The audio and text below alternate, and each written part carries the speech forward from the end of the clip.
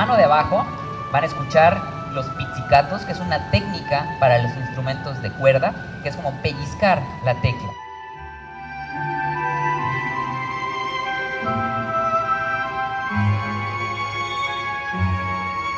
Y nunca olviden que todo lo que se hace con pasión, con amor, talento y mucha, de verdad, constancia y disciplina, tarde o temprano rendirá sus frutos.